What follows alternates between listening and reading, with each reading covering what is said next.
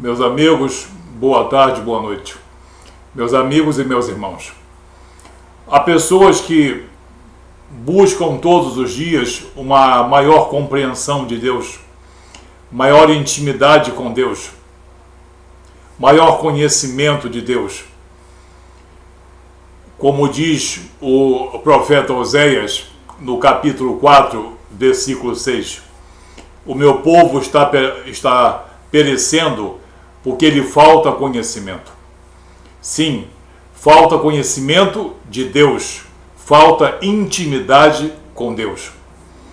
Enquanto muitas pessoas buscam a Deus, a Jesus e ao Espírito Santo, mediante as orações, a santificação e a palavra revelada, muitas pessoas parecem que estão insatisfeitas com Deus e buscam outros deuses, deuses confeccionados com todo tipo de material, deuses que não são deuses, deuses que não têm um sopro de vida dentro deles.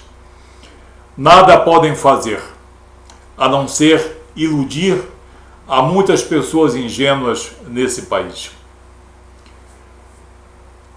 Nós já vamos explicar de que nós estamos falando. No profeta Jeremias, no capítulo 2, a partir do versículo 11, Deus fala o seguinte: houve alguma nação que trocasse os seus deuses, posto que não eram deuses?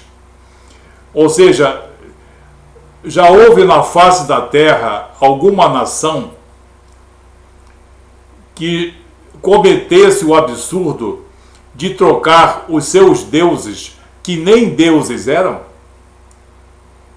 Todavia o meu povo, o povo eleito, o povo hebreu, o meu povo trocou a sua glória por aquilo que é de nenhum proveito.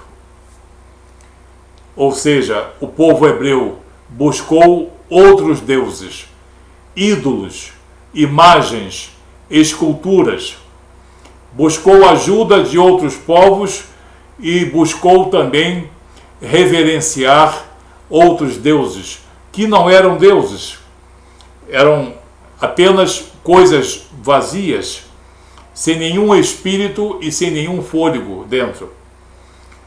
E no 13, numa passagem que muitos já conhecem: porque 2 males cometeu o meu povo, a mim me deixaram o manancial de águas vivas, e cavaram cisternas rotas que não retêm a água. O que Deus está dizendo aqui?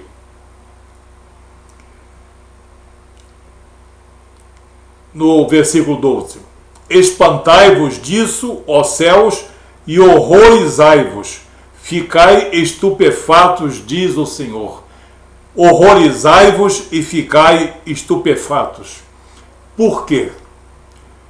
Porque um povo tem um Deus glorioso, o Deus Santo de Israel, o mesmo Deus hoje representado por Jesus e pelo Espírito Santo. Mas muitas pessoas abandonaram esse Deus em busca de deuses falsos, sendo ele, o verdadeiro Deus, a fonte de água viva. O que é a fonte de água viva? Fonte de todo sustento espiritual, sem nenhuma impureza, que sustenta a todo homem e toda mulher que tem sede de verdade e sede de justiça. Fonte de água viva. E trocou a fonte de água viva por cisternas com água poluída, e que muitas vezes você vai em busca dessa água e essa água desapareceu no meio da terra. O que Deus está dizendo aqui: eu, apesar de ser o Deus glorioso, o meu povo, nessa época e nos dias de hoje, abandonam a Deus, abandonam a Jesus, abandonam ao Espírito Santo, abandonam as Escrituras Sagradas e vão atrás de deuses que não são deuses. Ídolos, imagens, esculturas de gesso e de porcelana, às vezes de bronze ou de prata ou de ouro, moldadas ou de fundição, que nada representam, porque não existe dentro delas nenhum espírito que possa fazer nada pela nossa vida, pela nossa esperança, pela nossa enfermidade e muito menos pela nossa salvação. São apenas fruto do espírito do engano. O espírito do engano que corre por esse mundo, espalhando ilusão. Então, essa é uma séria a advertência de Deus. E ele diz: espantai-vos disto, ó céus, e horrorizai-vos, ficai estupefatos, diz o Senhor. Quando ele, o verdadeiro Deus, é abandonado e trocado por outros deuses, que nem deuses são, como ele diz no versículo 11.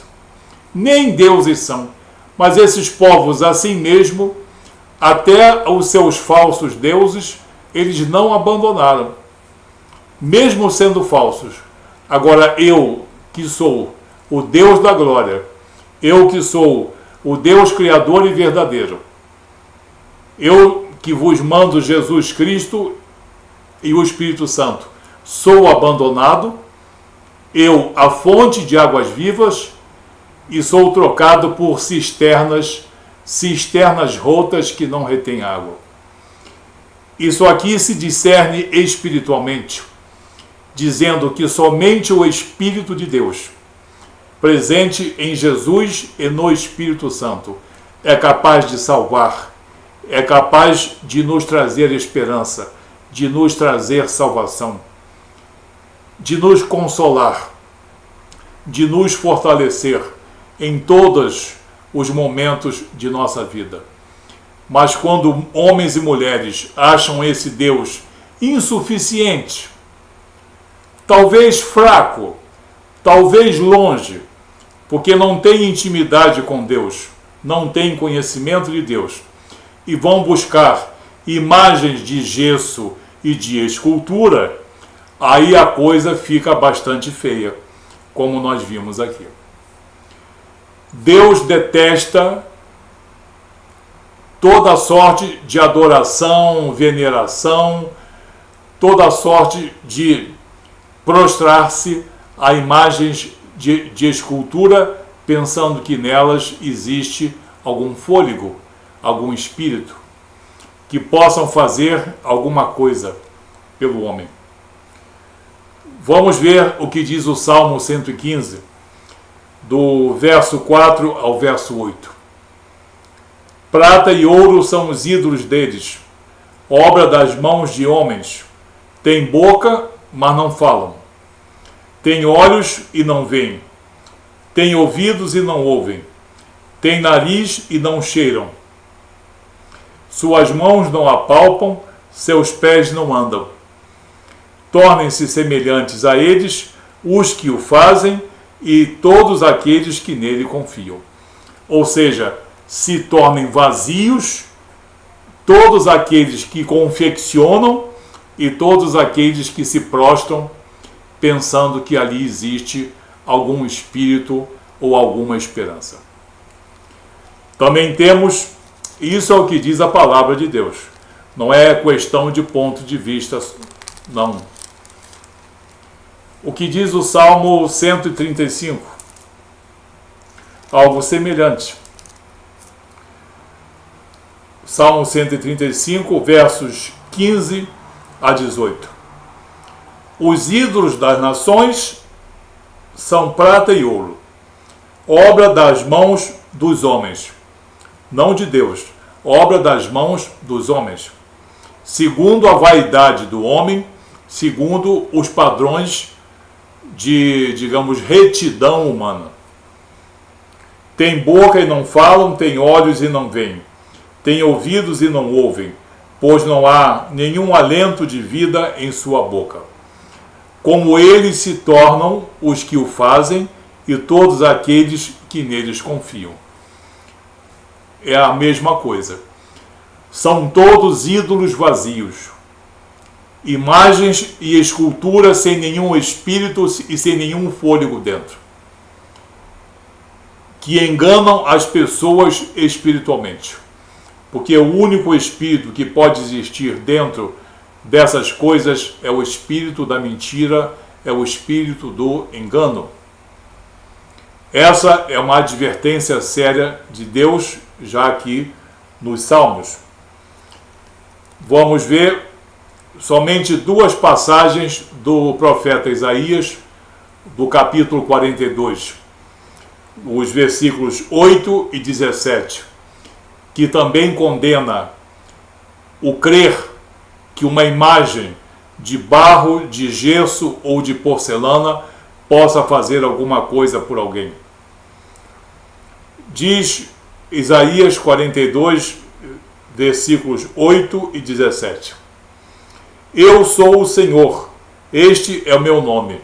A minha glória, pois não a darei a outrem, nem a minha honra às imagens de escultura. No 17, tornarão atrás e confundir-se-ão de vergonha os que confiam em imagens de escultura e as imagens de fundição e dizem, vós sois nossos deuses. As pessoas não dizem isso de modo claro, mas de modo mascarado, com os seus corações corrompidos e o seu entendimento corrompido.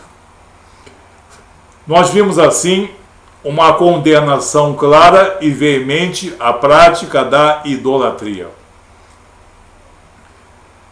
Eu acho interessante isso que eu disse no começo.